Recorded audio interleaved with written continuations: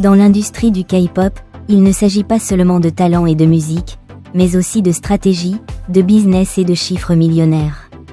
YG Entertainment, l'une des agences les plus influentes de Corée du Sud, a démontré sa maîtrise de ce jeu avec des groupes emblématiques comme Blackpink et, désormais, avec son nouveau projet, Baby Monster. Mais comment YG gère-t-elle ses artistes pour générer des millions de dollars? Dans cette vidéo, nous allons analyser la stratégie de YG Entertainment en explorant son modèle de gestion, ses investissements financiers, et les critiques qu'elle reçoit pour l'exploitation et la pression exercée sur ses idols. YG Entertainment est l'une des plus grandes et influentes agences de divertissement en Corée du Sud. Elle a été fondée en 1996 par Yang Yoon-suk, un ancien membre du groupe de K-pop SEO Taiji & Boys. L'entreprise se spécialise dans la gestion d'artistes, la production musicale, le développement de talents, l'organisation de concerts et d'autres activités liées à l'industrie du divertissement. YG Entertainment est connu pour avoir formé et géré certains des artistes les plus populaires de la K-pop, comme les groupes masculins légendaires Big Bang, Winner et Icon, ainsi que les groupes féminins iconiques de NE1 et Blackpink.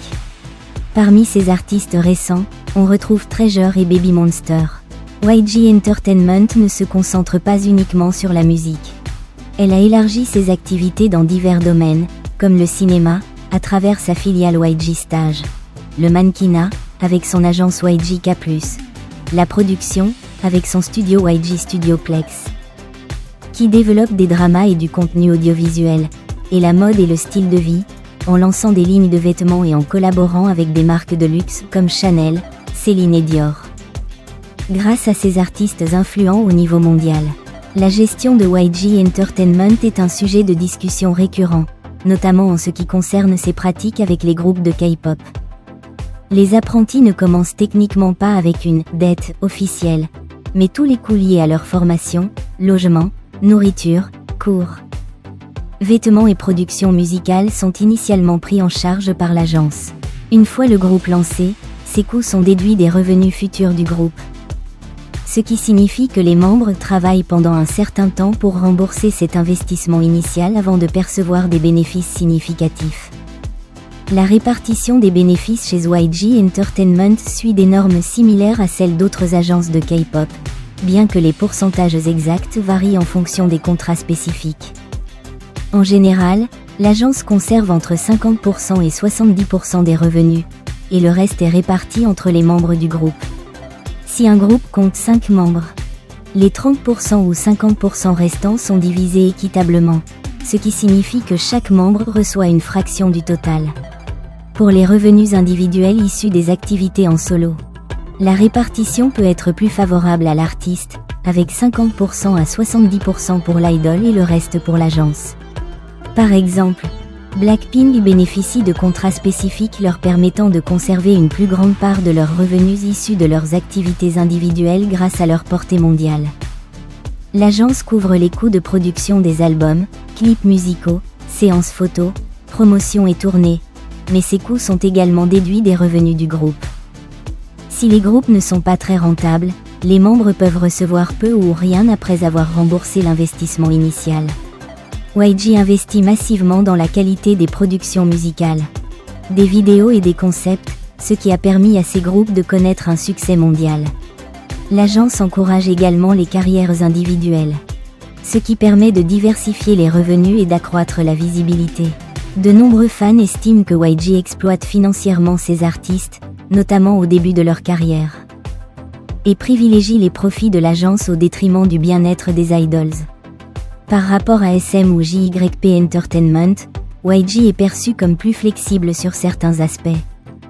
Mais son manque de cohérence et de soutien envers les groupes moins rentables reste un problème récurrent. L'urgence de YG Entertainment à promouvoir intensément Baby Monster et à annoncer leur première tournée mondiale peu après leur début semble, en partie, motivée par des raisons financières et stratégiques. Cette approche reflète le modèle d'affaires hautement compétitif de l'industrie du K-pop, où la rentabilité rapide et le retour sur investissement sont des priorités pour les agences, en particulier pour les nouveaux groupes.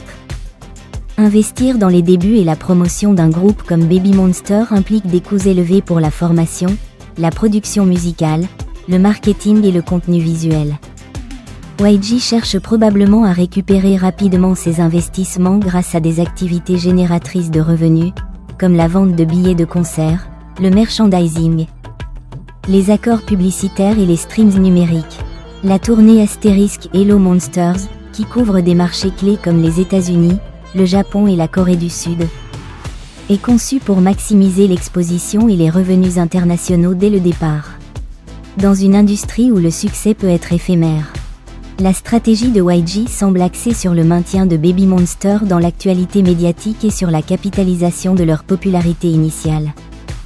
Cela est particulièrement important dans le marché mondial du K-pop, où les groupes doivent se démarquer rapidement pour fidéliser une base de fans. Bien que cette stratégie puisse générer des millions rapidement, elle comporte aussi des risques. Une surexposition ou un épuisement des membres, toutes jeunes et relativement nouvelles dans l'industrie, pourrait affecter leur santé et leur longévité en tant qu'artistes. Un problème qui a déjà été critiqué dans le K-pop. Si les motivations financières sont claires, il existe également un volet stratégique de consolidation de marque et de pertinence mondiale qui alimente cette urgence à promouvoir Baby Monster. YG Entertainment a un modèle économique hautement compétitif et, bien qu'elle ait joué un rôle clé dans le succès mondial de la K-pop, elle n'est pas à l'abri des critiques. Son focus sur la qualité et la marque mondiale lui a permis de dominer le marché, mais les coûts personnels et financiers pour les artistes sont souvent élevés.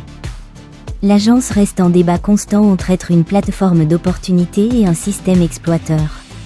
Pensez-vous que ce modèle est juste ou simplement une autre forme d'exploitation ?